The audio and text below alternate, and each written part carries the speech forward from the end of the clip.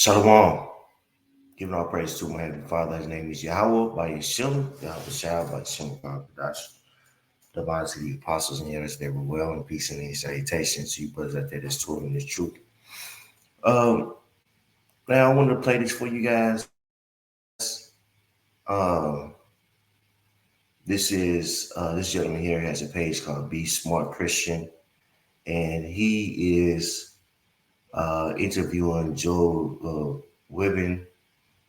Webbin. He is a white Christian nationalist, and he's been taking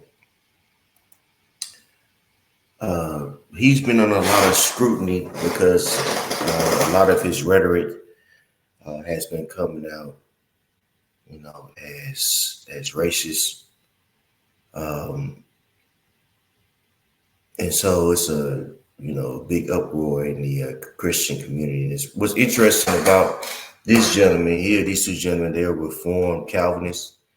This is the same um, denomination that vocab alone is a member of. And it's coming out more and more that you have a huge presence of Christian nationalists in the Calvinist, the Reformed Calvinist community. Okay, which is not a surprise to us because look at the work of vocab alone. His goal is to, try to diminish our ministry, which is not going to happen by the spirit of Yahweh Shemashah because we had the truth. Now I was listening to this video, this vid here. I listened to about an hour, a little bit over an hour actually, almost 2 hours. I listened to it in its entirety, and it amazed me how passive and compliant this man was when it comes to his interaction with Job. Objectively, I'm gonna say this: he did a good job with his questions, building up his questions. But at the same time, it's like, dude, this dude really throughout the vid really let you know that he would say certain things, that will let you know that this guy is not for you, bro. And this is the dilemma of a lot of you black Christians, man. You want to be all loving and accommodating, but it's very idealistic. But in our actuality, it's not reality, bro. Right? Esau, Edom, the so-called right race, or the majority of the so-called white race, they don't want to, they don't want to mix and mingle with you, man. They want to be separate from you, right? And this has always been their history.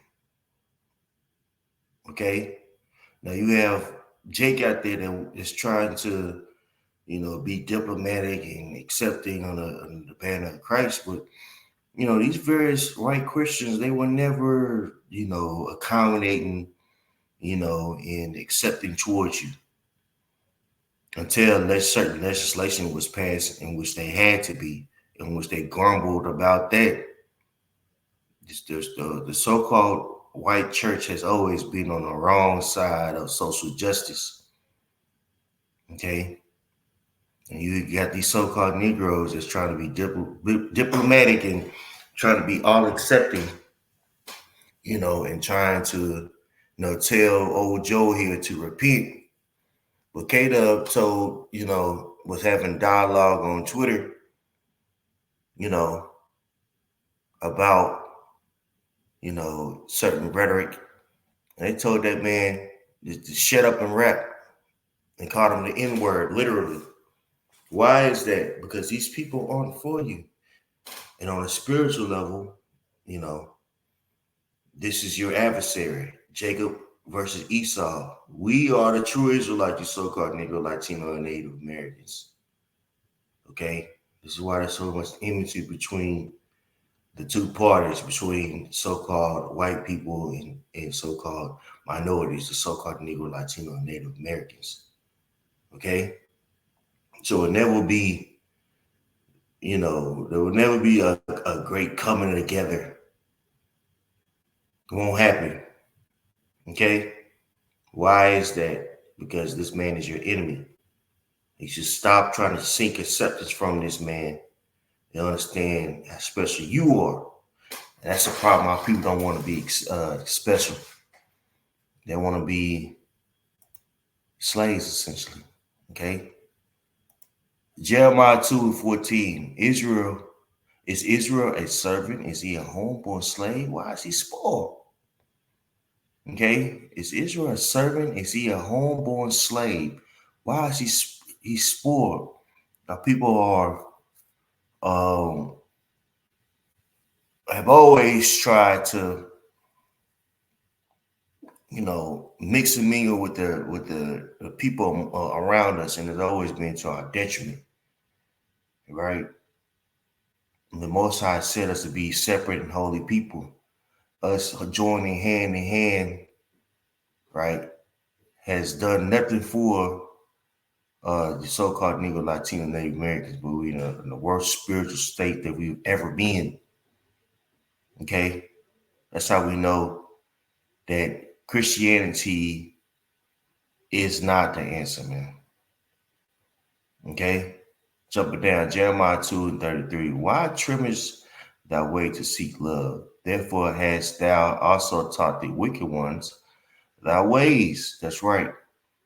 So-called Negro and his vibration, you know, um, has been used, you know, within the so-called Christian community to push the message of Christianity, right? Yet it hasn't um, it hasn't been, acknowledged by the Christian world. Okay, so-called Negroes are keeping Christianity alive and well. The whole concept, okay, to their detriment, have it's very interesting. So let me go back to this right here, man.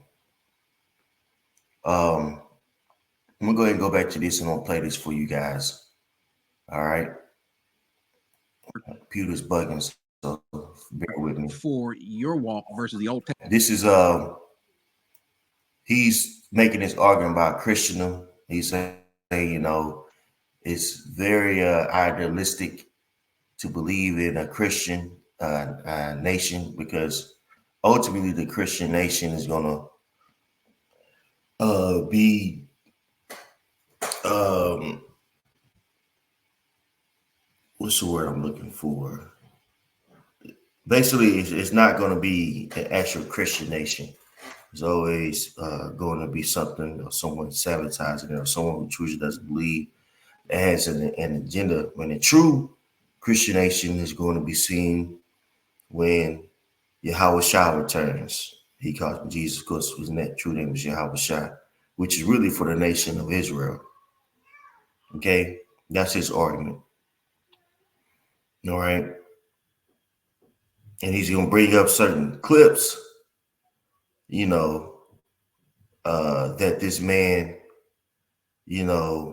has said, in his rationale on why America was in fact a Christian nation in its inception and how it could be attained again. All right. And, he's going to, of course, bring up slavery and how slavery wasn't, that bad. Okay. So let me play this for you guys, man. This is very interesting. And certain things that he's saying, you know, he'll let you know that he's not dealing with so-called black people. This guy Joe, it's a lot of macro aggression, You know what I'm saying? That Esau even does. Let me look at this word microaggression. Aggression. Let me show you guys something. This is what Esau even does very well. Is that microaggression is a statement, action, or incident regarding as an incident of indirect, subtle, or unintentionally discriminates against members of a marginalized group, such as a racial or ethnic minority. This is what Esau even does. Say for instance, there's a racial issue that goes on in pop culture. Well, Esau even will sort of will make sure to interject that racial moment into the conversation with my Israelite, right?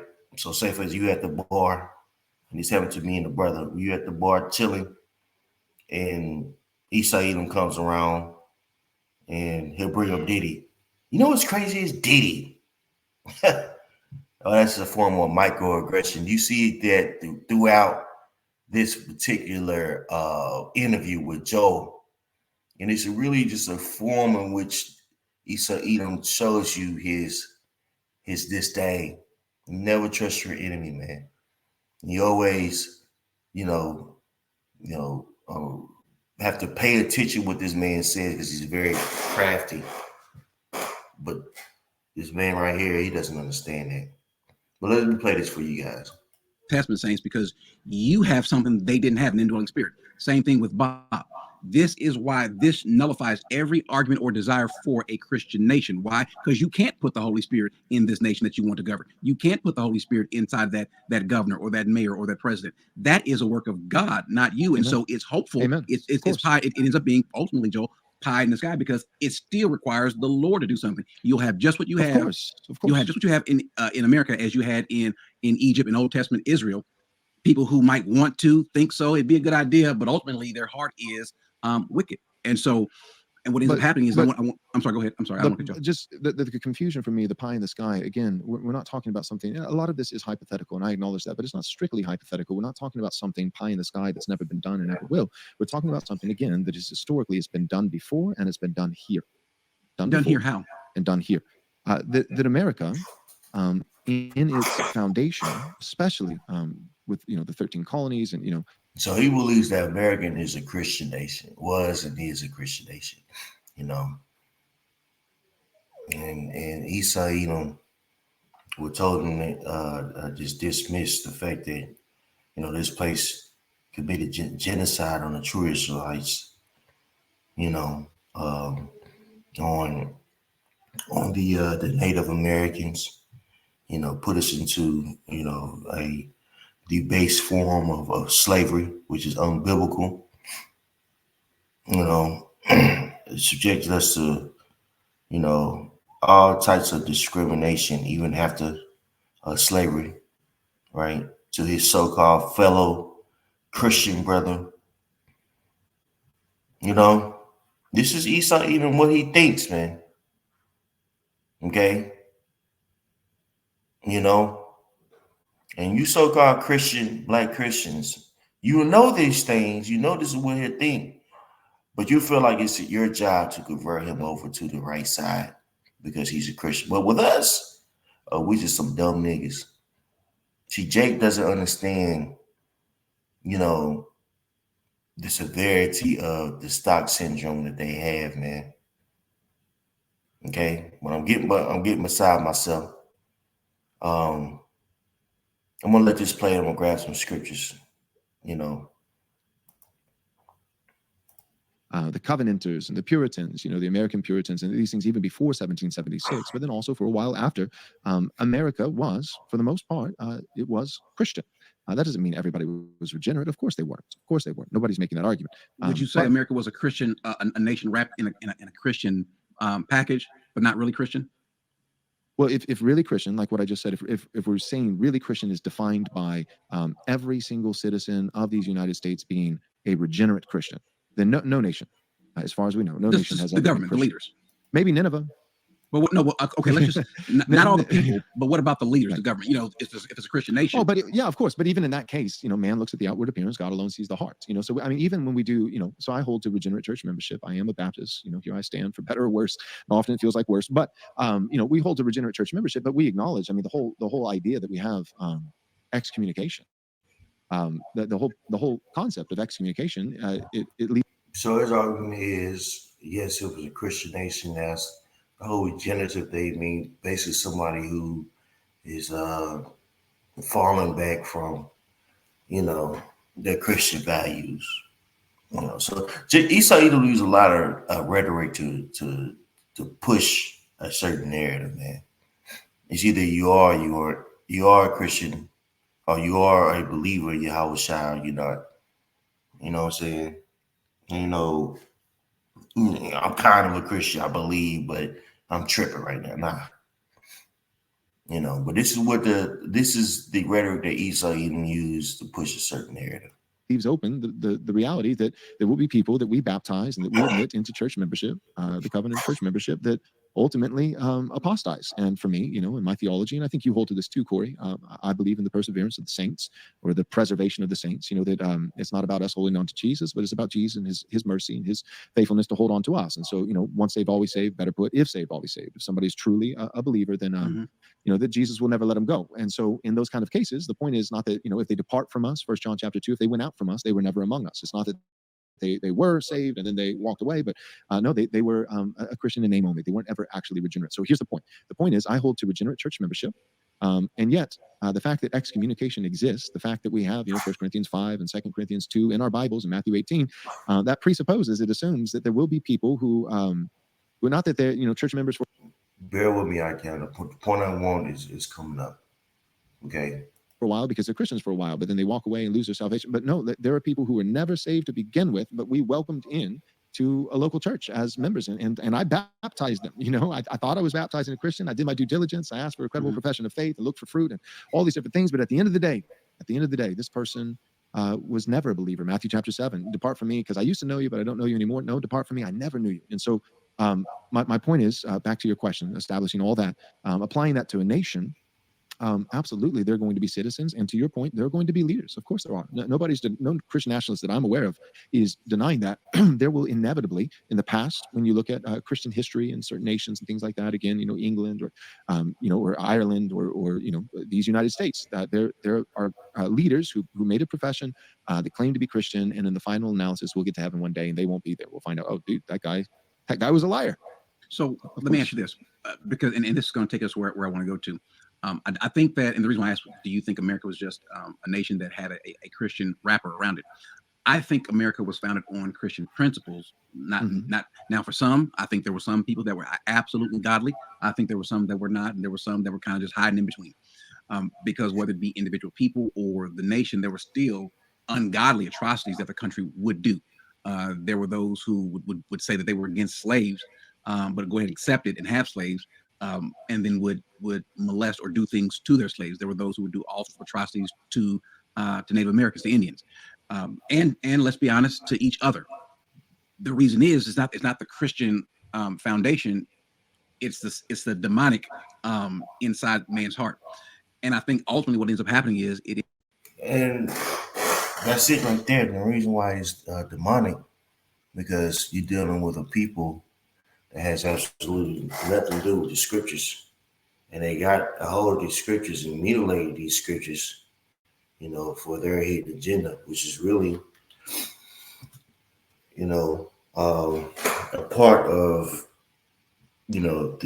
their hegemony or the image of the beast. The reason why, they got a hold of these scriptures, is because it was a great way for them to push, their agenda, and their agenda was basically to put themselves as the top nation, right, or the top people, right, and they utilize scriptures to even propagate themselves, as a chosen people, man. Christianity is nothing but a handmaid for white supremacy, for demons, And who are the demons? Shoot, Esau, Edom, man. Okay? And how do we know he's a demon? By how, shit, he destroyed us. Okay? All right? Let me get this scripture for you guys, man. Here we go. Psalms 50:16. But unto the wicked, the Most High saith, what hast thou to do to declare my statutes, or that thou shouldest take my covenant in thy mouth? Seeing thou hatest instructions, thou cast my words behind thee. This is what Esau Edom did with Christianity and our captivity. He totally disregarded the scriptures, and slaughtered the Native Americans and put the so-called Negro, Latino, and Native American, so-called Latino and Native American, Latino and Negro, I should say, into severe captivity, right? Right. And even after the captivity placed us under basically a neo-caste system, where we were second-class citizens for a substantial amount of time in America. Okay, and they use the Bible as a way to condone these various atrocities, man. So Esau Edom has nothing to do with these scriptures. Yeah, yes, the demonic forces inside people, but now it's bigger than that. These people are spiritually against you, so-called Negro, Latino, and Native Americans, man. Okay? Verse 18, when thou sawest the thief, then thou consistest with him, and has been partaker with adulterers. You see that? So Esau Edom consents, right, with the wickedness that was done unto our people. And you're gonna see this once he expounds on his thought process of slavery, man. Okay, right? Let me let you hear, okay, because it's starting to get good now. It ends up being something that shows up as kind of, I don't know, what's the word? Racially biased in some cases. And I think everybody to some degree has been, can be, will be, whether it be individual people or the nation. There were still ungodly atrocities that the country would do. There were those who would say that they were against slaves, but go ahead and accept it and have slaves, and then would molest or do things to their slaves. There were those who would do all sorts of atrocities to Native Americans, to Indians, and let's be honest, to each other. The reason is it's not the Christian foundation. It's the demonic inside man's heart. And I think ultimately what ends up happening is it ends up being something that shows up as kind of, I don't know, what's the word? Racially biased in some cases. And I think everybody to some degree has been, can be, will be. And I think that's what happens if you start determining, again, we're going to have this Christian nation and who's going to be the Christians in charge. And so that I think, I could be wrong. And this is where I want you to help me and even defend this point or defend yourself. Because I think if you're going to have an idea, I think the best thing that you have to have is good PR. Make sure that you don't have to apologize for everything. Because to be honest, Joe, there's some things that you said, like, wait a second, huh? I fix that. Fix that? What do you mean fix that? And this is the mindset of Jake, man. You got to have a PR. You got to say certain things right, because it sounds like you're being racist biased. He is racist biased. Okay?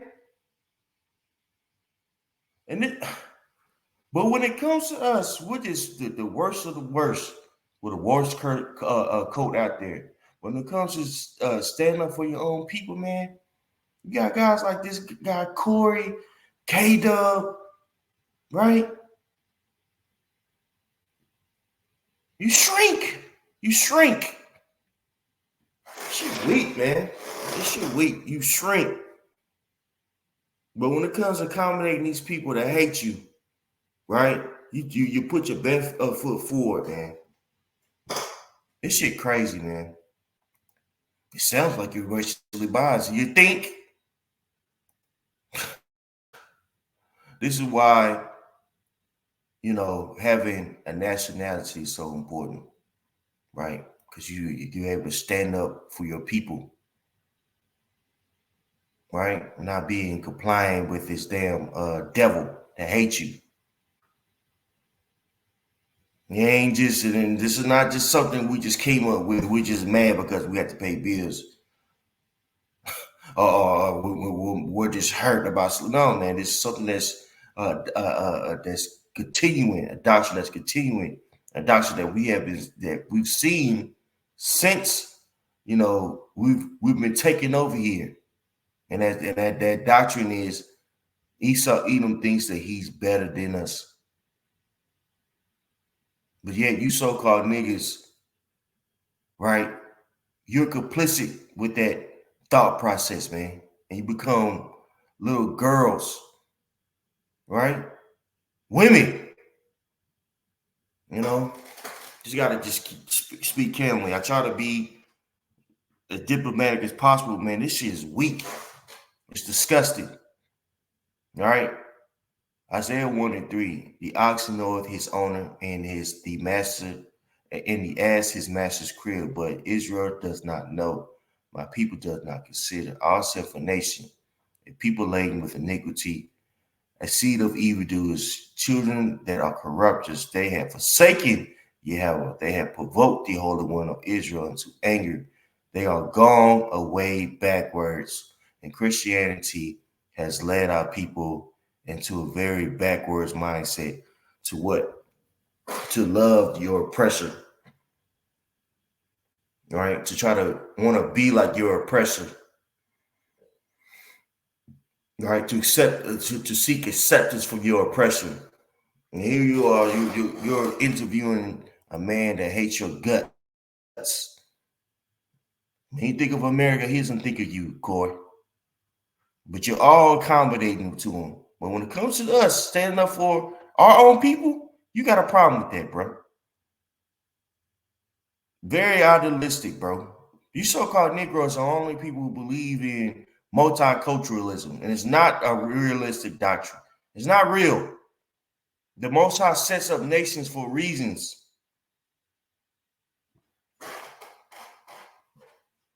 Jake doesn't want to rule, though. He doesn't have a rulership mentality, man. You get back to it. The issue about America and where we weren't as bad because we didn't go out and take slaves, but we bought slaves. And so let me ask you about this comment. And so the comment that I made is I said, well, the founders, right, our civil fathers. Start there. He has him speed up. Very speed up. Spit up. Check this out. Because I think if you're gonna have an idea, I think the best thing that you have to have is good PR. Make sure that you don't have to apologize for anything. Because to be honest, Joe, there's some things that you said like, wait a second, huh? I fix that. The issue about America and where we weren't as bad because we didn't go out and take slaves, but we bought slaves. And so let me ask you about this comment. And so the comment that I made is I said, well, the founders, right, our civil fathers in America, it's not as though they were hopping on ships and sailing across the Atlantic and going into the bush of Africa with, human-sized nets and casting them on people and kidnapping them, dragging them back onto their ships and then taking them over and exploiting them as slaves. No, we didn't go over and steal people. We went over and bought people. If we're going to condemn America, right, if we're going to rewrite history, 1619 Project, and really America, wasn't built on principles of freedom. It was built on the backs of slaves and all that. Okay, if we're going to do that, I just think we need to be consistent. I just think we need to be fair. I don't think we should do that. But if you're going to do that, then you got to hate. You got to hate. If you hate, AOC, Alexandria Ocasio-Cortez, she hates America. Liberals hate America. They're not patriots. They don't even want you to fly an American flag on the 4th of July. They hate America. And all I'm saying is you need to be consistent. And if you hate, and they do, hate America, you got to hate African nations. You see this asshole, man? It wasn't that bad. We didn't go there and steal them. We bought them. And if you're gonna hate us, you need to hate those African nations, right? And people want to make the argument, America was rich, became rich off of Africans. No, America became rich because of Christianity. If slavery was the only reason why America is rich, then look, what about the African nations? They would be extremely rich. And this is how this man speaks loftily concerning oppression. Okay? This is how this man speaks loftily concerning oppression. All right? Psalm 73, and you know what? I'm going to start from the top. Psalm 73 and 2. But as for me, my feet were almost gone. My steps had well nigh slipped. For I was envious at the foolish when I saw the prosperity of the wicked. For there are no bands in their death, but but their strength is firm. And this is a lot of our people that are looking at the dominance and prominence of Esau, Edom, and they esteem to make themselves like Esau, Edom, you know, by being accommodating towards certain ideologies, you know. One case in point is Christianity, right? And then, the whole conservative concepts. They try to sound, it's so hard to be one of the good ones, and it's to no avail, man. They are not in trouble as others, neither are they plagued like other men. Therefore, pride compasses them about as a chain, violence cover them as a garment. And this is that mindset of pride, right? You see that when in this guy Job, man, he's an Edomite, very prideful, right? Very prideful. Okay, their hands stand out with fatness. They have more than heart could wish. They are corrupt and speak wickedly concerning oppression. They speak lawfully. See that? They speak very lawfully when it comes to oppression. It wasn't that bad. Slavery wasn't that bad, guys. We need to be happy that we're over here. At least we got to know Jesus, right? Pull yourself up by the bootstrap. At least you're not in Africa, swinging off of trees. You should be happy. Okay, that's the mindset that this Christian nationalist has. That's my point. Because Americans went over there and bought people. And we can argue till we're blue in the face about all the things that are wrong about that. And I probably agree with you 9 out of 10 of your points. But if that's wrong, and I believe it is, but if that's wrong, then how do you defend tribe warring against tribe and the victors then enslaving the losers and then selling them? Okay, so this is where I would say, when I saw that, Joe, I'm like, okay, you have to fix that. Can you explain that? Because these are just some of the clips that are just. This is what Esau tells her out there, and in all fairness, I think it's just best to give you an opportunity to say, okay, this is what I meant. This is what I'm trying to say. The clip didn't fully encapsulate what I was trying to say. So, can you explain that? Same thing with the 19th Amendment. Happy to explain. First, I just, for clarity, so I understand what I'm explaining. Could you help me? And so, what exactly did I say wrong, basically? help me. Telling me what you see wrong with that? Well, here's the biggest issue, the biggest rub against Christian nationalists. You all come off as either racist or race-ish, or okay, maybe you too in favor of white heritage, or maybe claiming to have a more superior heritage. And in doing so, sometimes you either uplift yours and say, well, what about them, kind of thing. And that's what I see happening here. We're not that bad, but because we didn't go and take them, we just bought them. Oh, by the way, Western Europeans did go in and actually also went into Africa and also took slaves as well. So it's not just European nations buying slaves from African tribes. They also went into some places and also took slaves themselves. And so I'm trying to find the rationale for that particular argument. It's almost like you're trying to make an excuse where none should be made. And I think that can be the problem. You rub folks the wrong way when you say, well, it wasn't that bad. Here's the truth. And so forth. No, it was bad. Let's just call it bad and then move on. Yeah. So my point in that clip was not to say that that no American throughout the course of our history bears any moral culpability or guilt for slavery. That's not what I was saying. I was trying to combat the 1619 Project, people like Alexander Ocasio-Cortez and certain people in the Democrat Party and all that kind of stuff, that their argument is not that, hey, you know what, the whole world at various times and various degrees has been guilty of slavery. The Ottoman Empire, Asians are guilty of slavery, Africans are guilty of slavery, Europeans, Americans. What the so-called Negro, Latino, or Native American endured, was very unique slavery because it was child slavery. It was under the premises that we as a nation, the true Israelites were um, subhuman. We weren't as evolved as the so-called white man. Therefore, it was okay to basically treat us as if we were animals. Okay, in a plethora of forms of discrimination was formed from that particular mindset. Okay, case in point, even a form of medical racism. You had people out there doing experiments on so-called black women, vagina without giving them anesthesia,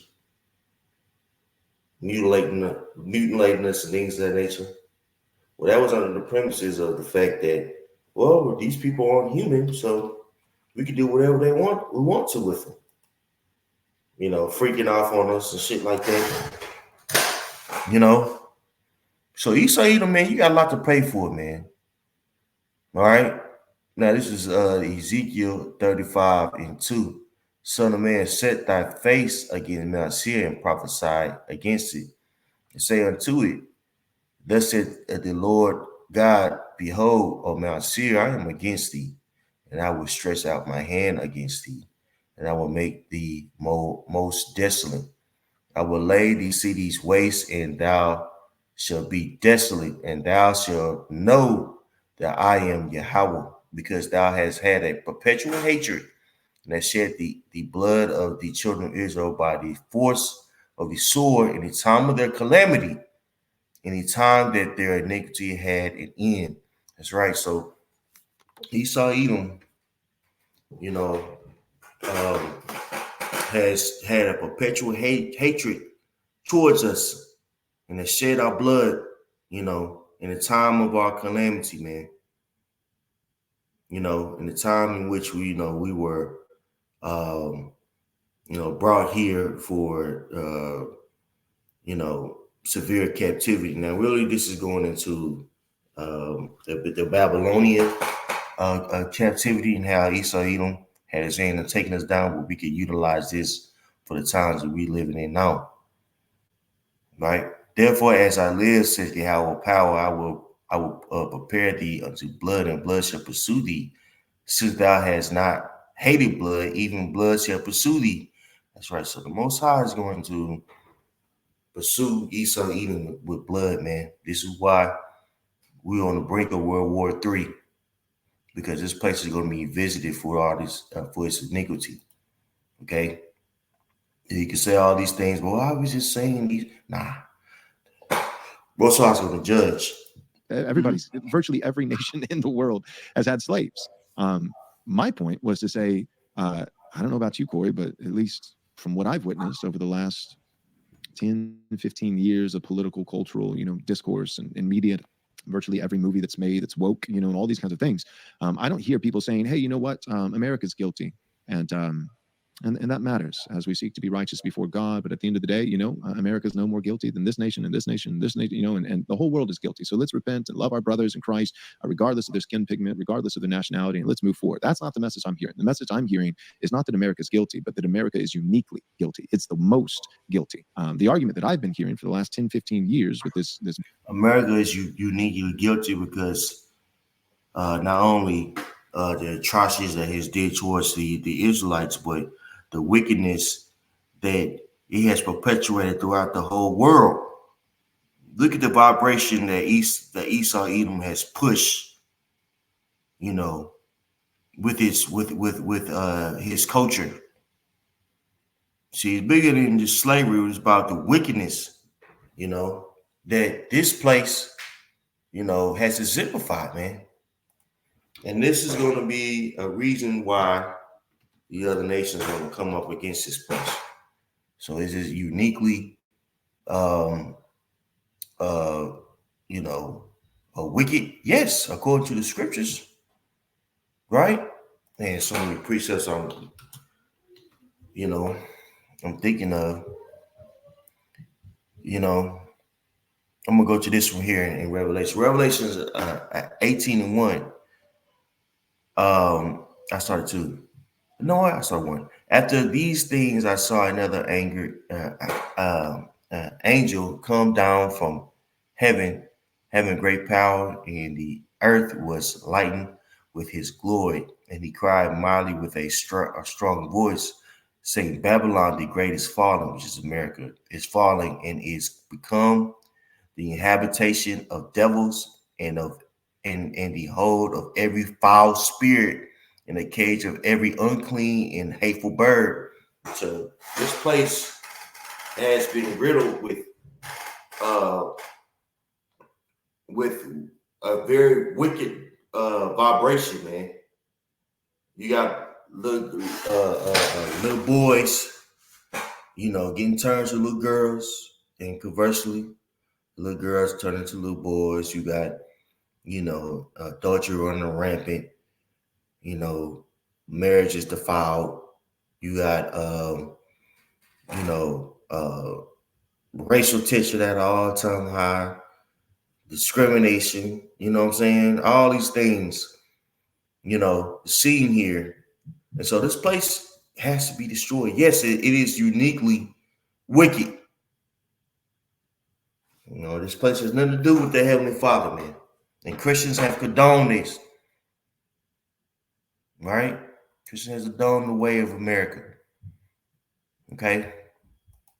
BLM wokeness DEI disease is that America is uniquely guilty. That and basically the argument would it basically amounts to this. They would say, well, the reason why America is so prosperous is because it's not despite it's not because of obedience to Christ in the ways that, although imperfect in the ways that, yes, they failed, but their attempts to be obedient to Christ, to honor Christ from their founding, God bless that despite sins with slavery. Instead, it's the opposite. The argument that I've been hearing for 10, 15 years, and even in the church, the woke church, is that America is prosperous not because of righteousness despite slavery, but that America is prosperous because of exploitation precisely because of slavery. And so the argument that I was making in that clip was simply trying to debunk that myth. I don't believe that America has been so blessed, temporally blessed, and temporally prosperous and powerful, superpower on the world stage, not so much anymore, but for a long time, for a while, and all these things, and the growing GDP, and all, and it's because we built our wealth on the backs of slavery. I don't think that's it.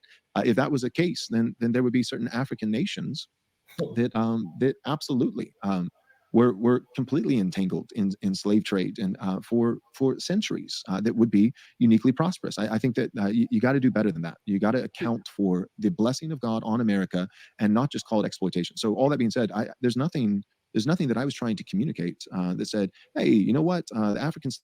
He has to understand that the Most High allowed this place to rule for a given time, and now he's going to take it out, which Most High is fair. He allowed Esau Edom to rule, but guess what? That rulership is criminal. That doesn't mean the Most High was dealing with you because he allowed you to rule for a given point in time. slave trade, right? The transatlantic slave trade. It's not so bad, It's this was great. The guys that I admire when I think of the Confederacy and some of the Southern guys, and there's some guys in the Union with the North as well that I would also admire. But when I think of guys like Stonewall Jackson, or Robert E. Lee, and good Christian men. These were Christian men. They loved the Lord. They really did. And I think there's a higher likelihood of seeing some of these guys, much to some people's chagrin, seeing these guys in heaven for eternity and worshiping the Lord side by side with Stonewall Jackson. I think there's if I was a betting man, not saying that I am, but if I was a betting man, God alone sees the heart. Man looks at the outward appearance. I'm not making a definitive claim. I don't know. But if I was a betting man, I would bet on Stonewall Jackson being in heaven above Martin Luther King Jr. So he said all that to say, look, man, it wasn't that bad. This good Christian man that was in Confederacy. And he's probably in heaven before Martin Luther King. This is Stonewall. I just looked it up. I thought it was funny what he said. This is Stonewall right here. Confederate general and military officer serving in the Civil War, American Civil War. So like this guy here, part of the Confederacy, he was a Christian, and he's probably more than likely he's probably in heaven before Martin Luther King. Why do you think Esau even said that, man? Towards a so-called black man. Why do you think he said that? Look at his face. Fucking right. Well, he said that to let you know, like, look, nigga, I'm better than you. And it just went over this guy's head. Okay. Well, just saying. Here's what I would say, because sometimes I would say this, Joe. Sometimes it seems as you're trying to go the inflammatory route, which is fine. If it seems like you're just trying to go the inflammatory route. No, he's letting you know how he feels. And you don't understand that because you don't have a rulership mentality, Jake. if it's true, now I have no idea where Stonewall. Let's get you some scriptures. That'll be it. We got what we need out of this.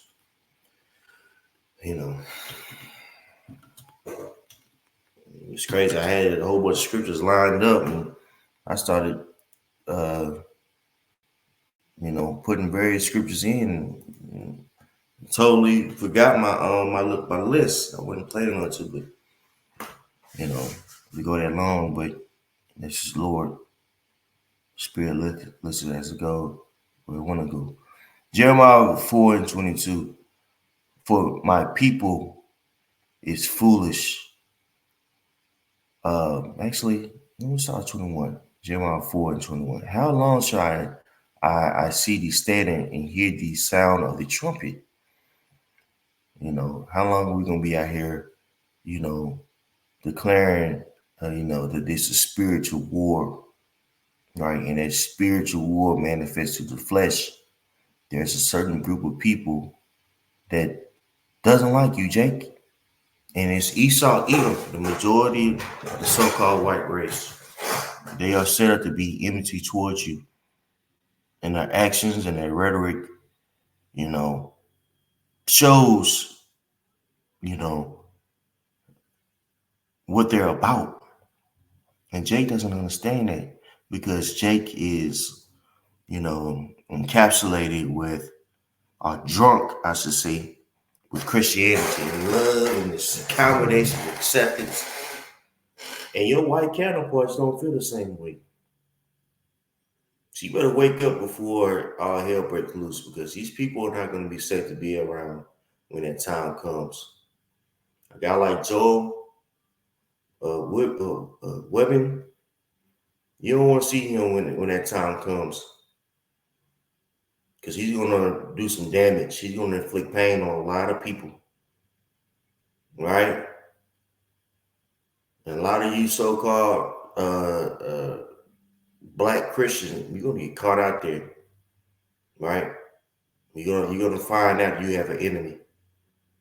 Jeremiah 4:22. For my people is foolish; they have not known me. They are Sodom's children, and they have none understanding. They are wise to do evil, but to do good they have no knowledge. And our people understand and know how to,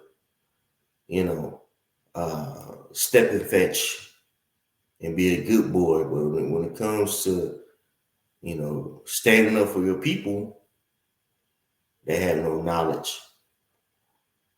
They had no understanding, man. Okay. This guy here believes that slavery was okay. And in fact, slavery was, a good thing, right? You wouldn't be introduced to Jesus without him. And you should be happy and thanking the so-called white man. That's his mindset. If you don't believe me, I'm glad I still had this cue because I almost forgot. If you don't believe me, let's go to K-Dub. This is K-Dub's breaking down his song that he wrote after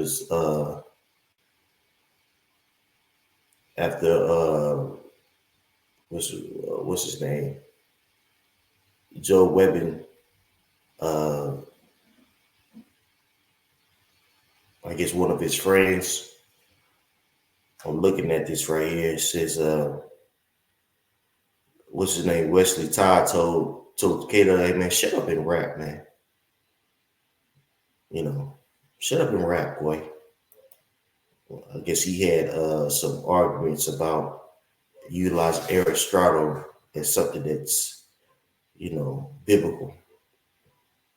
He said, man, shut up and rap. And then take a look at this. This is the vampire.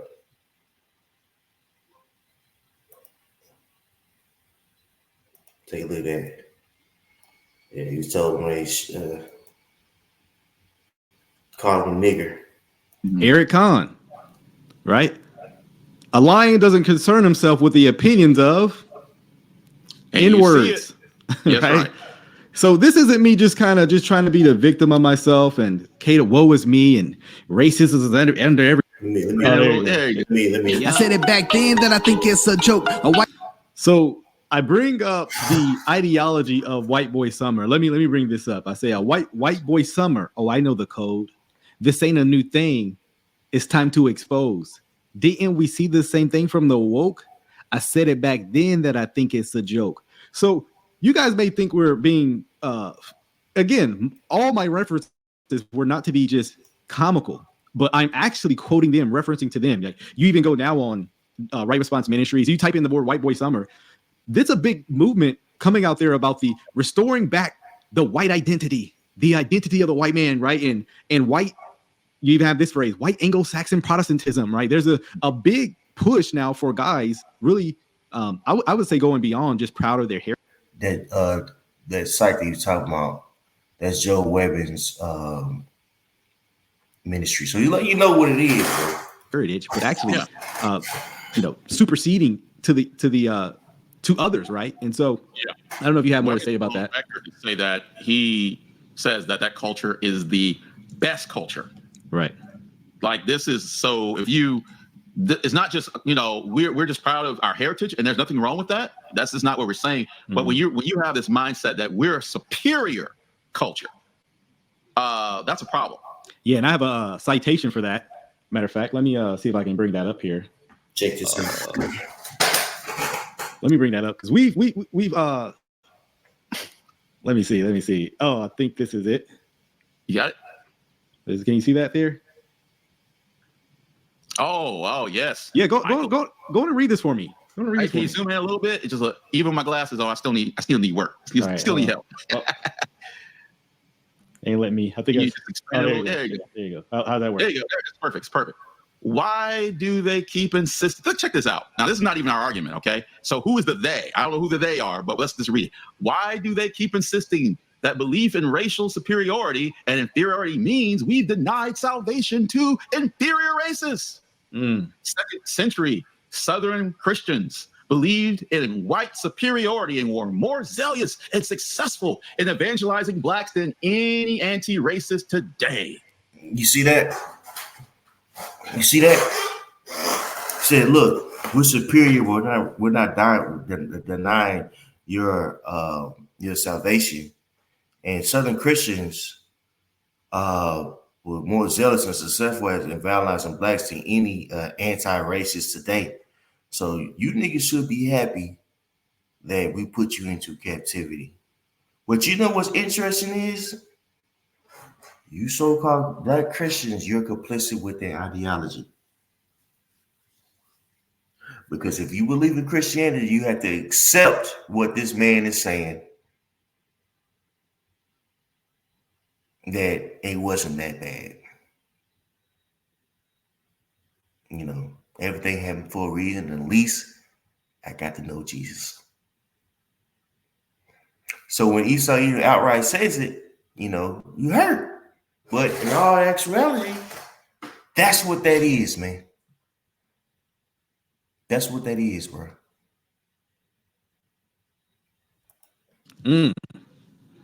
Got something to be proud about there, isn't it? Yeah, I mean, he's championing this superiority. And he does.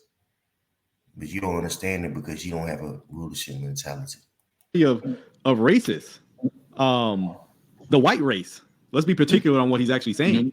Yeah. Now, there's something I do want to share because people are like, oh, a lot of times you bring this stuff out. People are like, oh, you're bringing up nobodies. They're not connected with the movement. Why would you impugn these good guys? Because you want to impugn their character as well, right? So let me do something real quick because I want to show how this stuff is not just disconnected from what we're talking about. In a video entitled Aristotle, Multiculturalism, and the UK Riots, Mr. Spangler is a guest on Right Response Ministries, right? Well, you know. So here's the thing. Here you go. Matter of fact, let's see if I can just zoom in just a little. This is Joel Webbin and Mr. Spangler. But what we're constantly told, Rick, is we're misrepresenting these guys. They're not advocating for white nationalism. They're not, connected to white nationalists. But here he is on a podcast with a gentleman who's literally argues there is a superiority of the white race. Yeah. And there are inferior races, not cultures. Don't miss me with all that. It's very clear what he's talking about in this, in his tweet. There's a superiority of the white race in opposition to blacks. I just want that to be very clear in what he's actually saying. Again, he says there's a superiority when it comes to whites versus blacks. They believe that they are better than you. Yet, you so-called Negroes, you so up in arms. I can't believe you would say that. Yet, under the banner of Christianity, you make strides to be accepted by these various people. Okay? So Jake has a very low-level mentality, man. All right? There's a couple of scriptures I had that. Let me see a cross-reference. Okay. This is the mindset of our people, man. Very, very, very low level. Jeremiah 5:4. Therefore I said, surely these are poor, they are foolish, for they know not the way of Yahweh, nor the judgment of their power. Okay? Our people don't understand the severity of being Hebrew Israelites. They prefer to save their oppressor. Okay. Meanwhile, their oppressor is making, strong endeavors to keep them under subjugation. It's very interesting. Right? Our people don't understand it. Our people understand that they have an enemy, man. Okay? Back to it. I have much more for Mr. Spangler. Mr. Spangler has I have much more for Mr. Spangler. But when it comes to us, man, we just some whack, tacky niggas, huh? vehemently argued. Let me not put vehemently. He has argued. He is anti-interracial marriage. Let me do that at the end. But he has made it very clear he is not in favor of the mixing. And given what he has just said, I understand why. It actually makes logical sense why he would not be for it. But for those who are saying, hey, look, you're misrepresenting these guys. No, we're not. No, we are not. We're just allowing their theology to actually speak. And we're showing them this. Someone's asking, is this what Christian nationalism is? We've been very clear that not all forms and strands of Christian nationalists would agree with this. But we can't ignore that. Oh, but when it comes to us, we just black Hebrew Israelites, and we got to get it together. You see how accommodating these people are when it comes to their enemy, right? It's sickening. But this is the same mindset that our people had, during the time of Maccabees. This is why, the Pharisees were so important. Without the Pharisees, we will be totally wiped out. Our people will be totally wiped out. Just in the conversation. Let's go down to First Maccabees 1:40.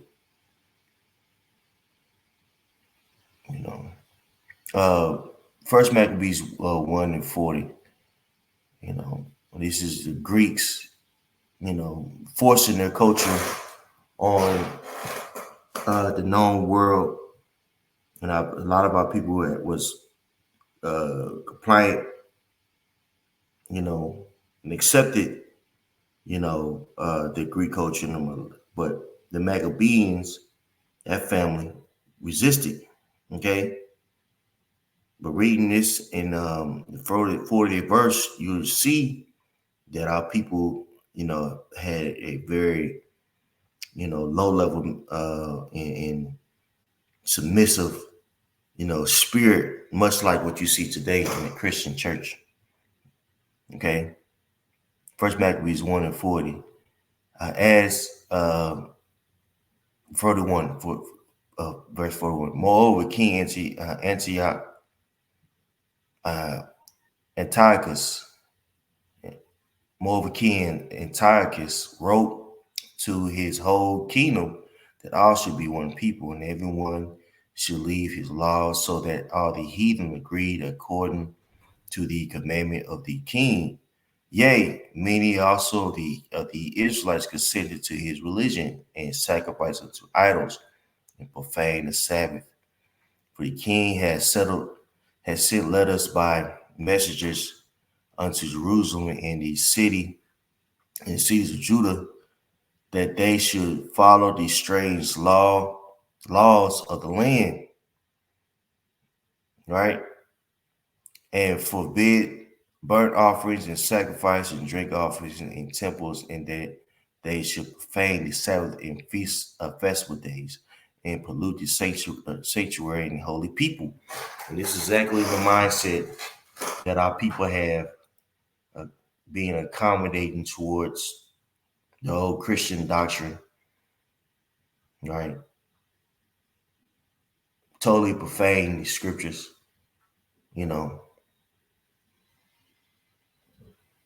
This should be in a submissive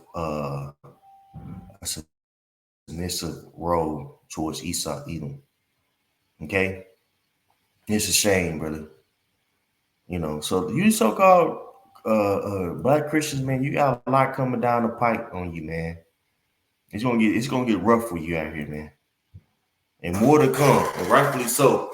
Because when it comes to us standing up for our people, you were number one in condemning us. So guess what? Your condemnation is coming soon. All right. Just want to do a little commentary on these various vids.